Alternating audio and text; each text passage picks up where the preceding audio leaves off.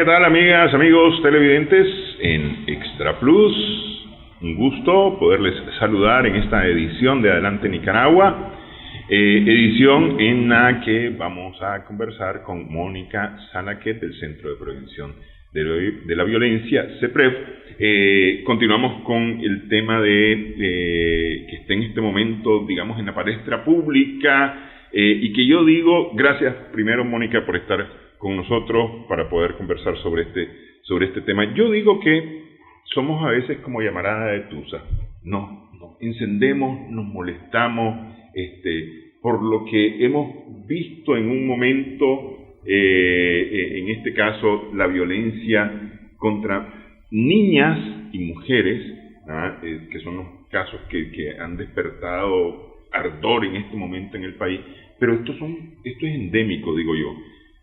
Y ese ardor no lo transformamos en acciones que tal vez ahí es donde todos fallamos, no lo transformamos en acciones que ayuden a cambiar para no volvernos a molestar, porque esto cada tanto tiempo nos estamos molestando y nos encendemos y nos ardemos y decimos hay que agarrar a los violadores, hay que agarrar a los asesinos de mujeres y hacerles X cantidad de cosas. Ahora hay una propuesta desde el gobierno para prisión de por vida y demás, pero acciones que cambien esa realidad, me parece que no vamos hacia ese lado, no tomamos ese camino.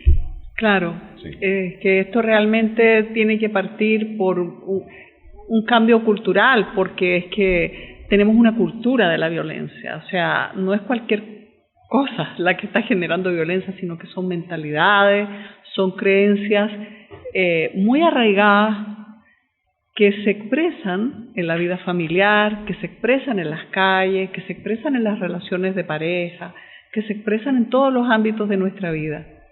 Estas creencias son generadoras de violencia.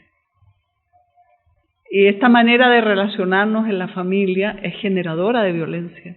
De manera que está muy extendido un modelo de familia que genera violencia, que genera baja autoestima en los procesos de crianza. Y realmente es un modelo de familia que a su vez es la expresión de una manera de entender la masculinidad y la feminidad. Una manera equivocada y una manera enferma que ha persistido por milenios, porque se ha transmitido de generación en generación. ¿A vos quién te enseñó a actuar como hombre? Tu papá, o tu abuelo, o tu tío, o los hombres que estaban cerca. A mí me enseñó mi mamá. Son personas a las que nos une el lazo afectivo. Y por eso uno tiende a repetir eso con sus propios hijos.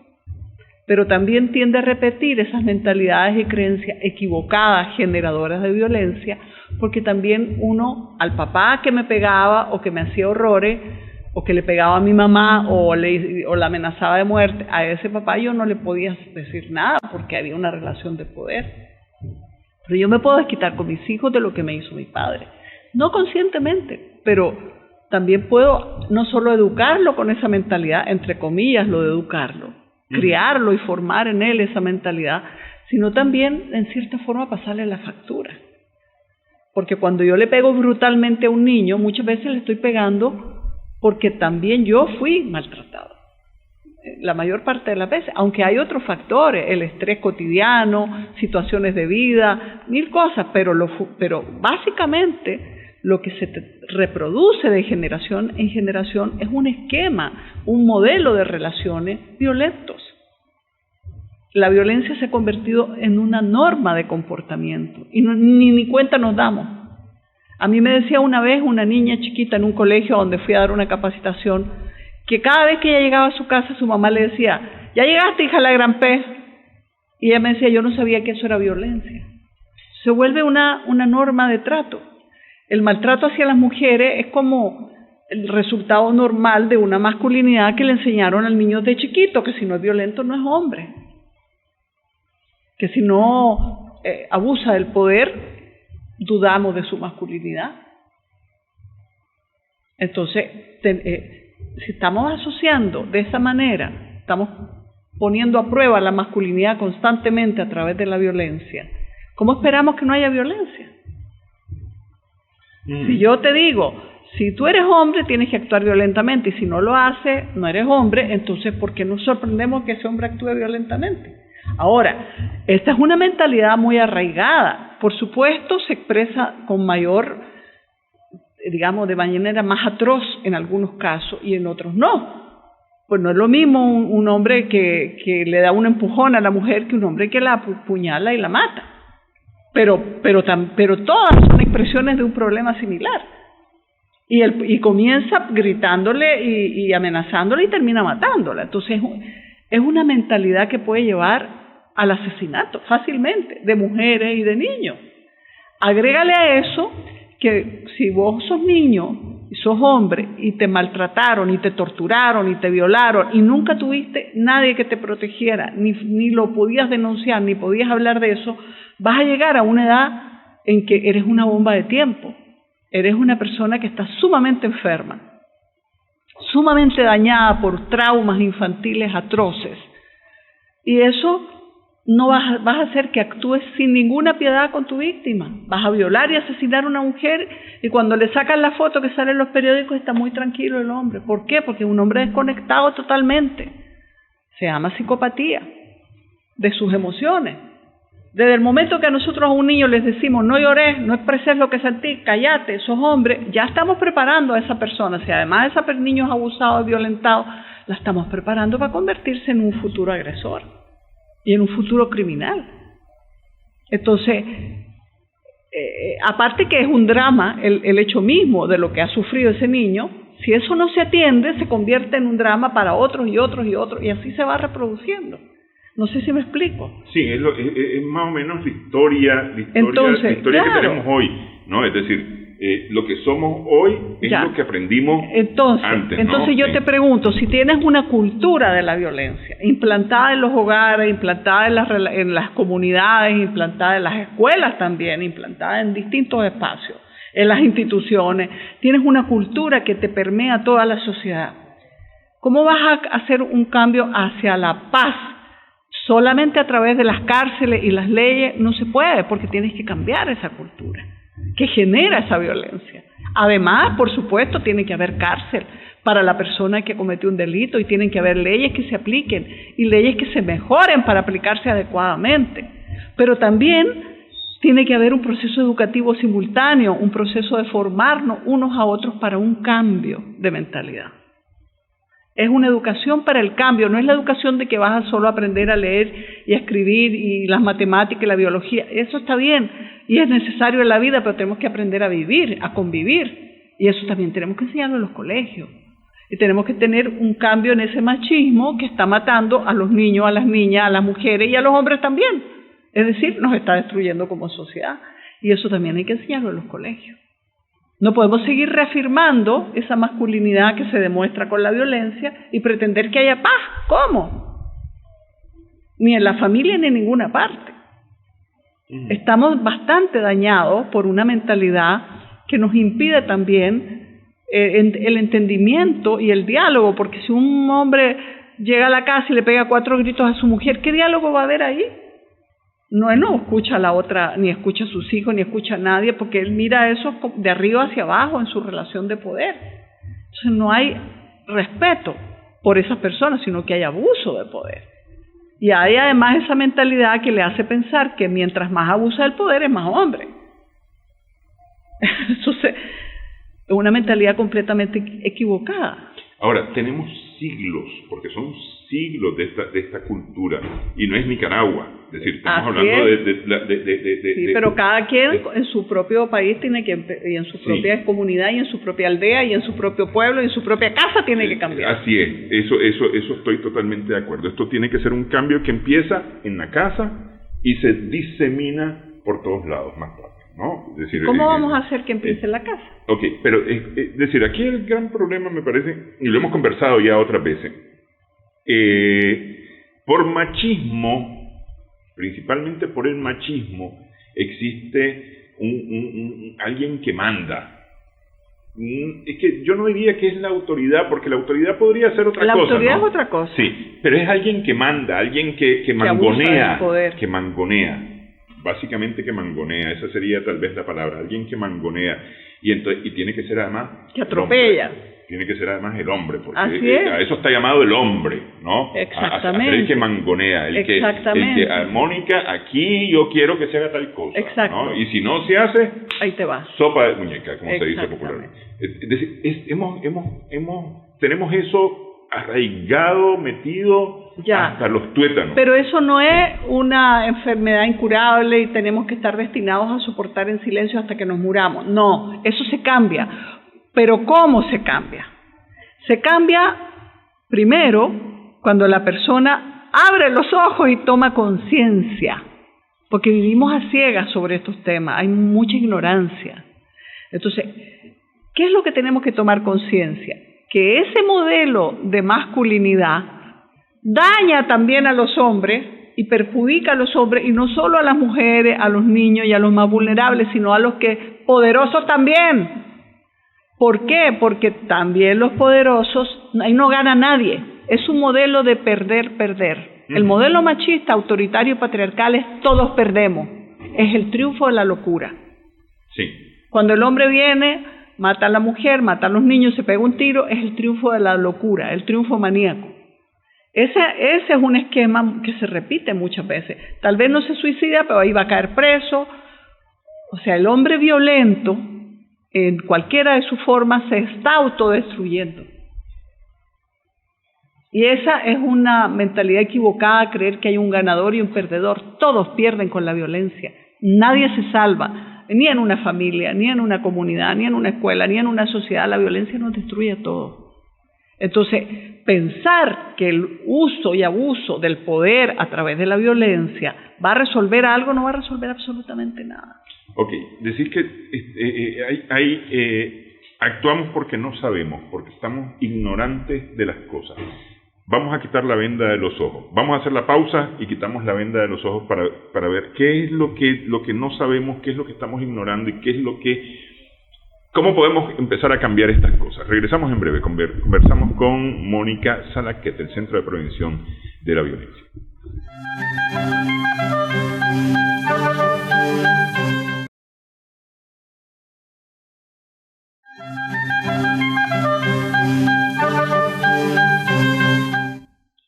Seguimos en Adelante Nicaragua en Extra Plus con Mónica Salaquet. Estamos conversando en esta ocasión. No hay peor ciego que el que no quiere ver, dice el dicho. Y en el mundo de ciegos el tuerto es rey, ¿no? Es decir, esto es, y decíamos en la parte anterior del programa, que mucho de lo que ocurre porque no sabemos. Estamos reproduciendo algo que ideas, lo aprendimos conductas. consciente o inconscientemente, sí. Lo hemos aprendido y lo reproducimos consciente o inconscientemente, ¿ah? Pero la mejor forma es darse cuenta de qué cosa es lo que estamos haciendo, por qué estamos haciendo las cosas, ¿verdad? Y quitarnos la venda. Antes de preguntarte qué cosa o cómo quitarnos esa venda y qué es lo que tenemos que ver, cuento una historia que tiene que ver con esto. Un elefante muy chiquitito estaba amarrado a una estaca, ¿ah? Y él no se podía mover porque la estaca le impedía moverse. El elefante creció, pero la estaca continuó siendo exactamente la misma de cuando él estaba chiquito. Es decir, con su fuerza, habiendo crecido con su fuerza, él podía haber quitado, roto, jalado esa estaca y haberse salido. Llegó un mono y le dijo, elefante, vamos a pasear. No puedo porque estoy amarrado a esta estaca. Pero si esa es una estaquita, le dice, eso no te detiene. No, pero yo desde chiquito he estado pegado en esta estaca. Entonces el mono vino, la jaló, la quitó y le dice, vámonos a pasear. Es decir, somos como ese elefante a veces. Tenemos una estaca que nos tiene amarrados y no sabemos que la podemos soltar. Exactamente. Es un ejemplo bastante bueno para explicar que es la ignorancia lo que hace que repitamos las cosas, porque no nos damos cuenta el daño que nos está haciendo, aquellas ideas, aquellas mentalidades, aquellas creencias que nos gobiernan día a día. ¿Por qué nos gobiernan? Porque actuamos repitiendo modelos de comportamiento que hemos aprendido en nuestra infancia y no estamos conscientes de eso. Y actuamos también muchas veces por miedo, porque nos han inculcado a través de la crianza el miedo a lo diferente, a lo nuevo, a lo desconocido, a salir de una zona de confort, a tomar un riesgo para cambiar. Porque, a ver, si yo, por ejemplo, dejo de beber guaro, es un riesgo.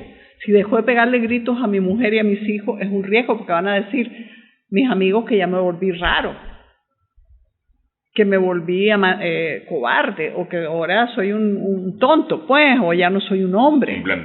Un blandengue. Sí. Entonces, repetimos comportamientos por miedo, porque hay también toda una prisión cultural, y nos vigilamos unos a otros.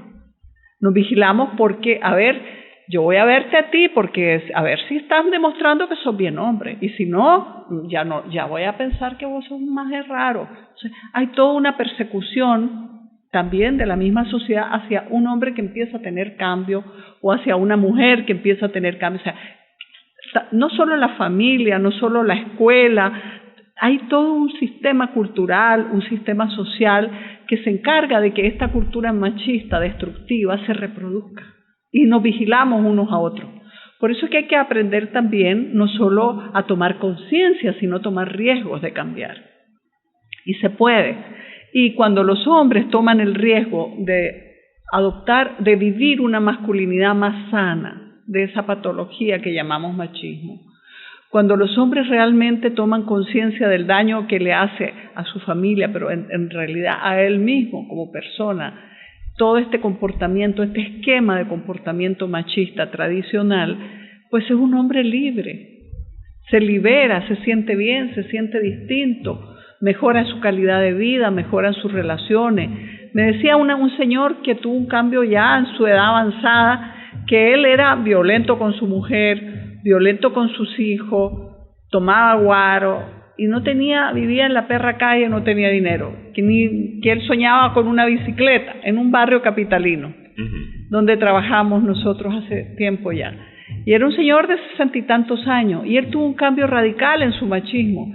Me decía, usted no sabe, mi vida entera cambió. Yo me siento ahora con mi mujer en la mecedora, en el porche, y los vecinos me saludan. Antes me repudiaban, porque todos sabían que yo le pegaba. Mis hijos ahora se relacionan conmigo, me cuentan todo. Antes me tenían miedo, no me hablaban de nada.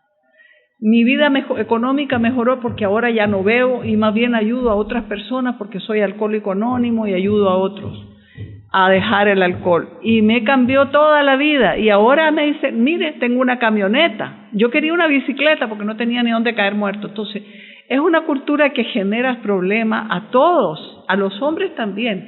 Y el cambio, por supuesto, que salva la vida de las mujeres y de los niños, da más seguridad, pero también a los hombres les salva la vida. Porque la mayoría de los hombres que se matan entre ellos para probar quién es más macho, también mueren por ese machismo. Entonces, o que manejan violento, manejan bolos y que se estrellan y se matan, o que nunca van al médico porque yo no necesito médico, porque yo soy un super macho. Entonces, hay muchas formas en que el machismo va destruyendo la vida de los hombres. Y los hombres no se dan cuenta. Cuando se liberan se dan cuenta. Se dan cuenta y dicen, por Dios, me cambió toda la vida, ahora vivo feliz, mi vida es otra vida. Entonces, creer que el machismo solo destruye a las mujeres, que las está destruyendo y las va a seguir destruyendo si no hacemos algo, es falso. Creer que solo destruye, probablemente, claro, quienes más sufren esto son los más indefensos, porque los niños son indefensos. Esta niña violada de 2 años y de 4 años, ¿qué pueden hacer para defenderse? Esa mujer embarazada que asesinaron brutalmente pidiéndole clemencia al hombre, ¿qué podía hacer ella? Violada y asesinada con 7 meses de embarazo. Es una cosa horrorosa que no tiene palabras. O sea, estamos hablando de un horror, de una barbarie cometida contra personas indefensas. Ese niño que en Matagalpa mataron hace unos días, que cantaba en una iglesia, un chavalo que nadie sabe que apareció desnudo. ¿Ustedes creen que apareció desnudo? También es otra víctima de ese machismo. Hombres y mujeres son víctimas de esta cultura, y hombres y mujeres la reproducimos sin darnos ni cuenta, creyendo que eso es lo más maravilloso. Hay mujeres que quieren ver en su marido ese machismo, porque fueron educadas así, y si no te pegas, que no te quiere. Entonces, tenemos que hacer un cambio muy profundo en nuestra sociedad y la única manera de hacerlo es que nos involucremos todos. El cambio empieza por mí, en mi familia, en mi casa, en mi comunidad, en la escuelita de mis hijos o quizás si soy un maestro o maestra en esa escuela, todos. También otras personas que sufren terriblemente esto son personas de la diversidad sexual, fuertemente violentadas, discriminadas por sus preferencias sexuales. Es decir, de muchas formas, distintos sectores de la sociedad estamos sufriendo las consecuencias de una cultura destructiva. Es la cultura de la muerte. El machismo es la cultura de la muerte, no es la cultura de la vida. Entonces tenemos que empezar a optar por la vida. Creemos que la violencia es diversión, estamos hasta aquí de violencia en las redes sociales, en las películas, todo Hollywood es violencia. Nos han presentado la violencia como una diversión, pero vayan y pregúntenle a esa mujer de 22 años violada y asesinada si eso es diversión. La violencia es terrible y nosotros la incubamos al adiestrar a los niños desde pequeños con juguetes violentos para actuar violentamente. Para que mostrarles desde pequeños que ser hombre es actuar violentamente. Y las consecuencias de toda esa barbarie es también una barbarie cultural. Vivimos en una barbarie que nos presentan como diversión, lo que es terrorífico. Y después, y también lo presentan como heroísmo. ¿Cuál heroísmo? Es la muerte, como nosotros cuando trabajábamos con pandillas le decíamos a los muchachos, cuando estés muerto en el ataúd no eres que eres el más valiente, ni que eres más hombre. Le decíamos, pues un poco vulgar lo que voy a decir, pero no vas a tener los huevos más grandes, vas a estar muerto, o vas a haber matado a alguien. Y eso es heroísmo, valentía. No, eso es un cuento, eso es una mentira.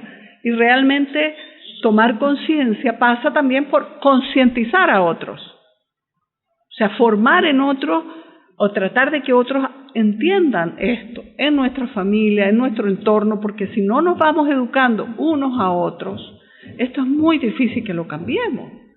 Si yo ya aprendí algo, pues tengo el deber de transmitirlo a mi hermana que le pega a su hijo, a mi hermano que le pega a su mujer, a quien sea. Pero fíjate que en ese sentido, Mónica, cuando vos aprendes algo, lo que sucede es que querés compartirlo. Es decir, no se vuelve una obligación, es un gusto. Una motivación. Sí, es un gusto. Es decir, yo aprendí a armar sillas, por ejemplo, a ser carpintero. Y entonces yo comparto mi experiencia para que la silla les quede bonita. Entonces, en vez de poner el clavo o el espiche, lo van a hacer de esta manera. Es decir, compartís la experiencia porque tenés el gusto de lo que estás. Ya, y si tú, por ejemplo, tú estás en desacuerdo con tu hermano que maltrata mucho a sus hijos y vas y le explicas esto y le das como una charla educativa porque ya tienes los instrumentos para hacerlo. Y tú ves que tu hermano cambia y que se vuelve amoroso con sus hijos, ¿cómo te sentís vos? Claro, eso te digo, es decir, deja satisfacción, es decir, y no es la satisfacción material, es una satisfacción del espíritu. Es decir, te sentís muy bien, evidentemente que te sentís muy bien, pero empezaste cambiando en tu casa y viste que las cosas en tu casa cambiaron. ¿Ah? Lo que decía vos de ese señor, que sus hijos se acercaron, pudo conversar con su esposa, que eso es un descubrimiento extraordinario de que la esposa no es solamente el sexo, no es solamente una relación de socio, no, si es tu yunta, es tu hinchipinchi al final de cuentas. Decía un amigo, es con quien vas a pasar al final de tu día, con la única persona con la que vas a pasar. Y hay que tener en cuenta que esa tu esposa, que es mujer, no es el opuesto a lo que tú eres, como nos han hecho creer. Nos han hecho creer que lo masculino y lo femenino están en guerra, son opuestos, y no tienen nada el uno del otro. No es cierto. Los hombres tienen aspectos femeninos, hormonas femeninas, emociones, sentimientos, hay toda una dimensión femenina dentro de la masculinidad y una dimensión masculina dentro de la femineidad. No es que seamos químicamente puros. yo hombre y tú mujer, no es cierto. Cuando uno aprende a ver en uno mismo, por ejemplo, si un hombre aprende a aceptar, expresar sus sentimientos sin miedo, llorar, hablar de lo que siente, compartir con su pareja o con sus hijos, a desahogarse sin guaro. Y cuando un hombre aprende a comunicarse emocionalmente, afectivamente, gana como ser humano, en muchos aspectos.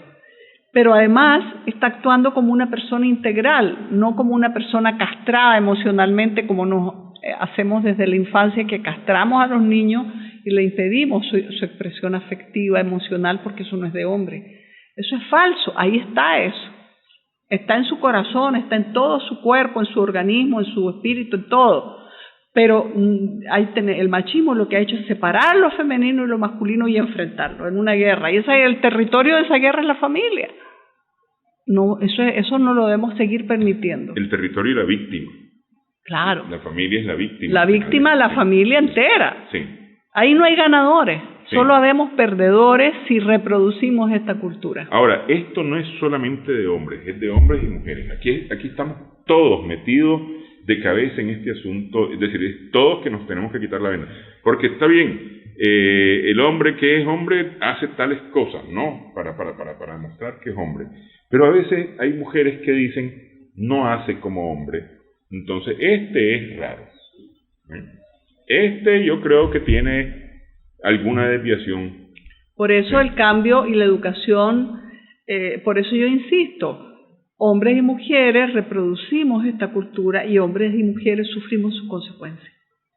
También hombres y mujeres somos víctimas de esta cultura y de todas las edades. Entonces, mientras no entendamos que el machismo nos perjudica a todos y lo seguimos multiplicando ciegamente, creemos que ese es el éxito de la masculinidad cuando es el fracaso de la masculinidad. El machismo es el fracaso de la masculinidad. Y no es un problema de maldad, es un problema de errores, de un problema cultural muy grave, muy grave, que no hemos atinado a entender que es un problema educativo, cultural, de mentalidades, de creencia, y creemos que solo vamos a actuar ante ese problema y sus consecuencias, como el feminicidio o el asesinato atroz a los niños, que lo único que podemos hacer es aumentar las penas, mandar a todos presos, o como dice la gente en las redes sociales, los vamos a castrar. ¿Se dan cuenta cuántos hombres tendrías que castrar? Tendrías que echar preso también a la mayoría de los hombres de la sociedad. Porque cuando ya se llega al crimen, ya llegaste a la policía y a la denuncia pública. Pero y para llegar a eso, ¿cuánta violencia hubo? Atrás y en silencio, porque ocurre en la casa.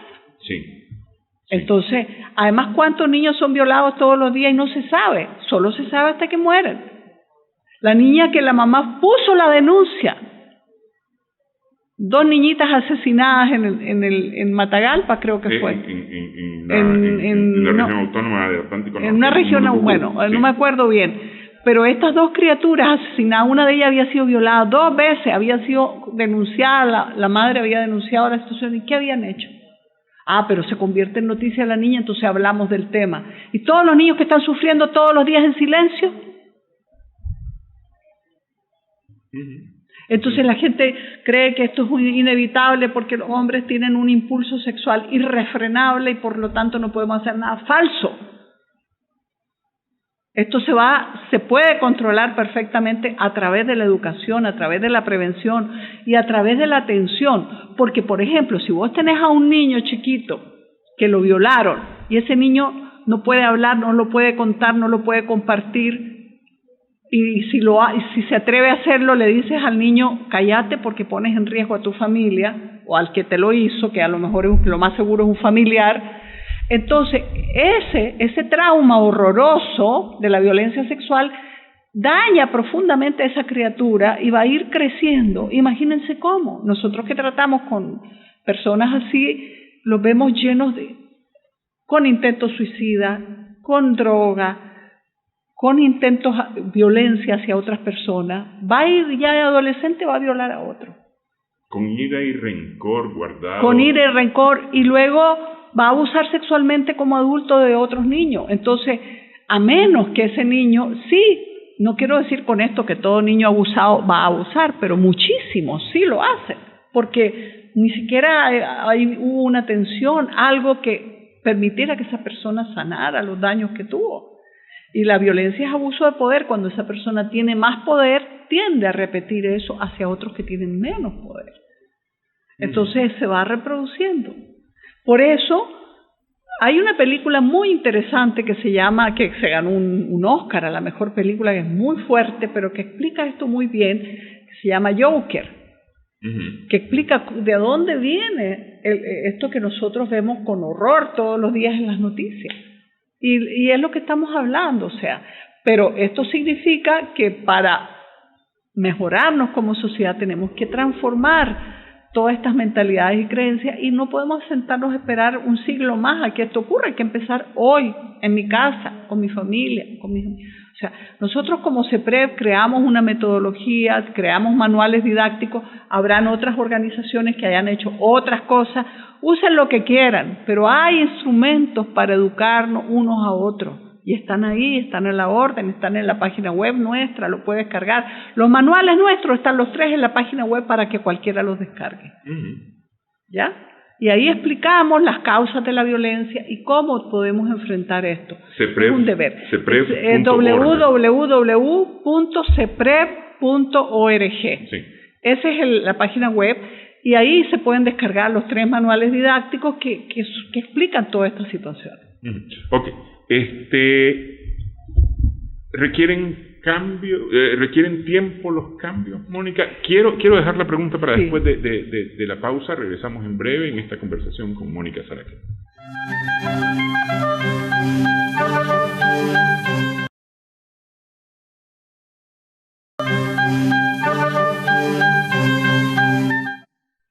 Seguimos en esta edición de Adelante Nicaragua en Extra Plus. Estamos conversando con Mónica Salaquet. A mí me parece que la propuesta, me decía. Sí, no, pero es que voy a que la propuesta de elevar penas en el sistema judicial, ¿no?, podría ser si vos querés, ¿no?, pero es insuficiente si esto no está acompañado, como dijimos, de educación, de un cambio radical, porque este es un cambio radical, tiene que ser un cambio radical. En mi opinión es un cambio que toma tiempo, que no lo vamos a ver el día de mañana, que pueden pasar años, pero vos me decís que esto puede ser bastante más rápido que... Claro que sí, no tienen que pasar años. Si nosotros tenemos un conjunto de acciones articuladas de distintos sectores, por ejemplo, en el ámbito docente se educa de otra manera. Si se educa en el ámbito de la salud a las personas que llegan a los centros de salud y se les brindan instrumentos para entender todos estos temas, todos podemos ser en nuestras áreas, hasta en las iglesias. Nosotros hemos formado este año bastantes multiplicadores que a su vez, antes de la pandemia formamos como a 130 y ellos a su vez ya llevan 7,000 personas capacitadas en comunidades lejanas, rurales. Se puede, y estas personas nos han contado a nosotros que su trabajo ven los resultados inmediatos. Por ejemplo, nos dicen, ahí donde capacitamos en el colegio, los niños molestaban a las niñas, ahora las respetan. Se ven resultados inmediatos y las personas pueden cambiar cuando toman conciencia, porque ya no actúan ciegamente, actúan con conciencia. Pero eso lo tenemos que ir creando, o sea, educándonos para ese cambio. Esa es una labor fundamental, prioritaria hoy en nuestra sociedad, y debería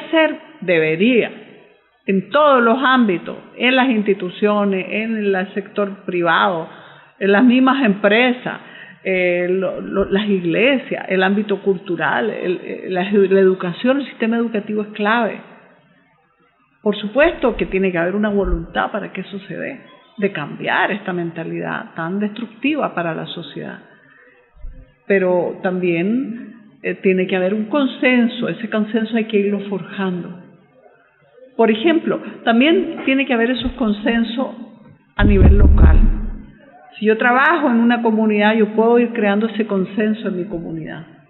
Si yo soy docente en una escuela, tengo que reunir también a los docentes y hablar de estos temas y tomar decisiones para cambiar e introducir esto en la educación que estamos impartiendo a los niños y a las niñas. O sea, estos son temas del día a día, de la vida cotidiana que tenemos que ir cambiando. En mi casa, yo puedo con mi familia hablar de estos temas. Debo hacerlo porque tenemos que votar esto de que estos son temas que no se hablan, hay que hablarlo. Eso te iba a decir, muchas veces esto son temas prohibidos, son temas tabúes. No. En la familia esto no se toca porque ni quiera Dios, es decir, aquí se arma la de San Quintín si tocamos este tema, ¿no? Porque se molesta X, Y miembro de la familia. Es muy importante romper el silencio y hablar de estos temas en todos los espacios. Lo que ofrecemos nosotros ahora tenemos este curso audiovisual también, pero ahí están esos manuales, y esos manuales ayudan a que uno los pueda tocar en la familia también. Porque no es lo mismo, porque tienen imágenes, y las imágenes expresan situaciones de la vida cotidiana. Por ejemplo, cuando un hombre le va a pegar a una mujer, o todas estas cosas, esas imágenes permiten que si yo te las muestro podamos hablar del tema, abordar temas que normalmente no se hablan. Es lo que nosotros ofrecemos, pero yo creo que mucho más allá de lo que hace una organización, esto es un tema que debemos romper en todos los espacios de la sociedad, romper el silencio, hablar de ello y hablar de qué podemos hacer para mejorar. Es que a mí me parece que, y yo insisto mucho en esto, que somos muy fosforitos, muy llamaradatusa, nos molestamos, pero no hacemos nada para el cambio, o no aportamos al cambio, porque es decir, violencia genera más violencia de alguna manera, es decir, vamos a castrar a todos los violadores, al final de cuentas es violencia también. Y tampoco una pena perpetua. Sí. ¿Qué tú qué crees? ¿Que un violador va a pensar, me van a echar preso? En ese momento no piensa en nada. Claro, le vale todo. Está explotando de todos sus traumas y sus cosas y su enfermedad que tiene, y está actuando así y no está pensando en las consecuencias. Que si le van a dar 5, 10 o 1000 años, por sí sola una medida legal. O sea, yo no le veo ningún resultado a eso. ¿Qué pasó con la ley 779? ¿Bajó la violencia hacia las mujeres? No es que la ley no funcionara, no es que la ley no fuera importante. Es muy importante y nosotros la apoyamos. Es muy importante una ley que trabaja con un enfoque de género, pero la ley es un instrumento y sin educación no funciona. Tiene que haber, además de la ley, educación. Entonces, solo la ley se estrella contra la mentalidad tradicional y los jueces dicen, no, yo esto no lo aplico como a mí se me ocurre. Claro que puede ayudar y puede ser tiene un efecto, sin duda, pero por sí sola no cambia el problema. Porque la violencia ha continuado. Acaban de matar a una mujer embarazada, ¿le importó a ese hombre la ley? Y a tantos otros que golpean y maltratan a sus mujeres cada día. Algunos dicen, mejor que se me van a echar preso porque la mato ya de una vez.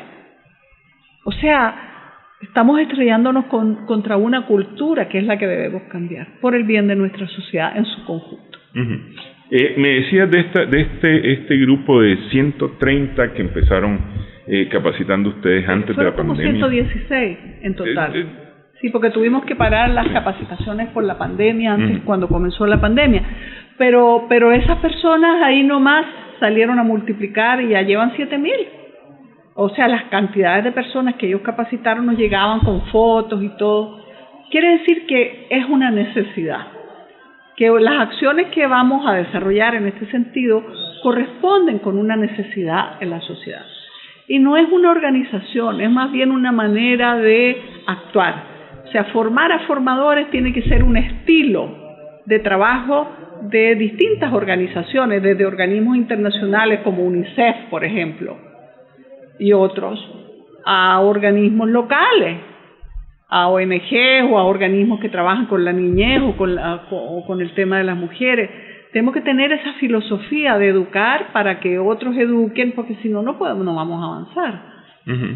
Sí, pero te quería preguntar, estos, me decías, han expandido hasta 7,000 personas. ¿Estas 7,000 personas son familias completas o son individuos? No, porque nosotros entrenamos gente que nos habían enviado distintas organizaciones de la sociedad civil, cooperativa, de iglesia, de ONG, y esas personas tienen un trabajo como docentes de colegio, o sí, de distintos sectores, y cada una de esas personas formaba a otras como parte de su trabajo cotidiano, y los que no adoptaron iniciativas, hasta programas de radio hicieron. Uh-huh. Entonces tenían una alta motivación porque les gustó que veían resultados en ellos mismos, en su familia, y decía yo, esto me benefició a mí, pues yo voy a beneficiar a otros. Ese era un compromiso, se hicieron planes de acción para que las personas tuvieran un plan, cuándo, dónde, cuántas personas vamos a capacitar, y lo hicieron, y lo están haciendo, y lo van a continuar haciendo, espero, cuando hayan condiciones también por la situación de la pandemia. Uh-huh. Pero se puede hacer de muchas formas. O sea, tenemos que tener claro primero nuestro objetivo, y nuestro objetivo es transformar la cultura machista por una masculinidad sana, porque no solo es la masculinidad, una feminidad sana también. O sea, hombres y mujeres tenemos que irnos desprendiendo de estas creencias de género erróneas y realmente buscar una vida mucho más coherente con lo que nos dice el sentido común. No podemos vivir en guerra los hombres contra las mujeres, no deberíamos criar violentamente a nuestros hijos. Todo esto forma parte del esquema machista. Entonces, cambiar eso, pues obviamente nos va a beneficiar a todos. Es el sentido común, lo que nos dice la lógica. Pues no, aquí ¿quién va a perder con eso? Uh-huh. Sí. Ok, pausa nuevamente. Una pausa en esta edición de Adelante Nicaragua, en esta conversación con Mónica Salaquet. Regresamos en breve.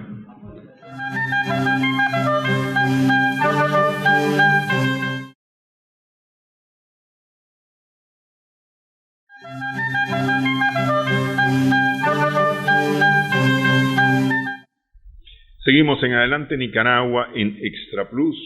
Estamos conversando con Mónica Salaquet del Centro de Prevención de la Violencia, CEPREV. Recordamos que hay material disponible en la página web de CEPREV, que es www.ceprv.org.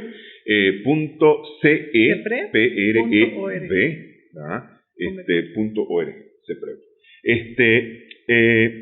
Mónica, estos cambios, se pueden empezar a producir pronto, casi de forma inmediata, pero eso lleva a una reflexión, de alguna manera, primero una reflexión personal, ¿no? Porque, vos venís y me decís a mí que esto se puede cambiar, pero yo estoy acostumbrado a hacer esto. Y mi papá, mi tío, mi abuelo me dicen, pero es que esas no son cosas de hombre. O si fuera mujer, a lo mejor mi mamá, mi tía, mi abuela dirían, es que los hombres tienen que hacer esas cosas para demostrar que son hombres. Es decir, tenemos esa influencia de alguna manera. Y eso nos va a meter en un conflicto personal, ¿no? Porque es decir, que esto es lo normal, y lo que me está diciendo Mónica no es normal. A menos que yo junte a mi papá, a mi abuelo y a todos los hombres de mi familia y les explique detalladamente cómo todos nosotros nos vamos a beneficiar con ese cambio, incluyendo la economía familiar, incluyendo la salud, incluyendo la calidad de nuestras relaciones como familia, que nos vamos a llevar bien, que nos vamos a demostrar más afecto, más cariño, que vamos a andar más contentos. O sea, los cambios van a ser múltiples y variados para todos y todas. Nadie va a perder. Entonces, si todos entendemos eso, va más fácil que la familia decida correr el riesgo a enfrentar el qué dirán. Porque al final ese es el riesgo que vamos a correr, el qué dirán. Y si hay algo que defiende el machismo, es eso. El qué dirán, o sea, el qué dirán es un instrumento que el machismo utiliza para perpetuarse. El miedo a una imagen de ser qué, poco hombre. Como si, yo te miro a vos y porque yo voy a dudar de que vos sos hombre. Vos sos hombre, no tengo ninguna duda. ¿Por qué no voy a dudar? Pero el machismo hace que todos dudemos de la masculinidad y que se tiene que demostrar. ¿Y cómo se tiene que demostrar? Con la violencia, para ver que si eres hombre o no, estás a prueba. Con la promiscuidad sexual, si viene una mujer y si vos no la conquistás, pues sos un baboso. Si es una chavala bonita y no te aprovechas de ella o no la violás, sos un tonto. Entonces, está a prueba tu masculinidad. Y también con el éxito económico. O sea, si eres un desempleado, no eres hombre. Si no ganas dinero, eres un pobre tipo, un perdedor. Entonces tienes que tener éxito a cualquier costo. Si tienes que robar para tener dinero, pues robás. Porque, pues si andas una cadena de oro y ya sos alguien que anda en cosas malas, pero tenés dinero, ya te vuelves atractivo. Pero si sos palmado, yo no quiero salir con vos. ¿Me entienden? Esas son las mentalidades que tenemos que cambiar. Son todos esos esquemas de una masculinidad bien destructiva para la sociedad, para todos nosotros. Entonces, cuando la familia, cuando la comunidad habla de estos temas, cuando en una iglesia, cuando en donde voy se hablan estos temas, mi grupo de amigos, qué sé yo, los espacios donde yo me muevo, empezamos a tocar estos temas, podemos reflexionar qué vamos a ganar y qué vamos a perder, y al final vamos a ver que todo es ganancia.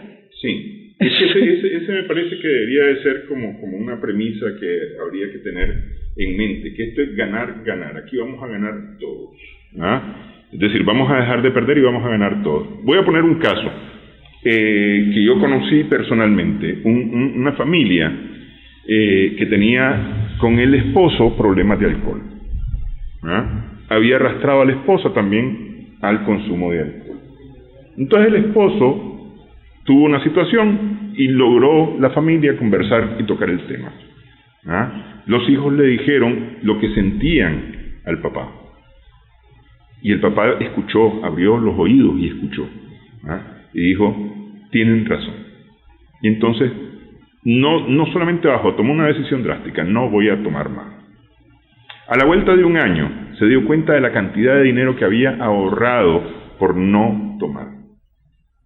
Que era una cantidad exorbitante de dinero, pero era una cantidad enorme de dinero. Es decir, quienes saben cuánto cuesta una botella de licor, y no tomaba rones y eso, tomaba caro, whisky y vodka, que son bastante más caros. Y no era una botella, eran varias botellas, y no era un día, eran varios días de la semana. Entonces se podrán imaginar más o menos por dónde por supuesto. El ahorro, solamente ahí. Pero y tomaron decisión como familia, cómo iban a invertir ese dinero en la casa, en una familia. Y esa familia brillaba. Es decir, relucía de contentura, de alegría, de satisfacción. Por ejemplo, ese es un buen ejemplo que tú estás dando.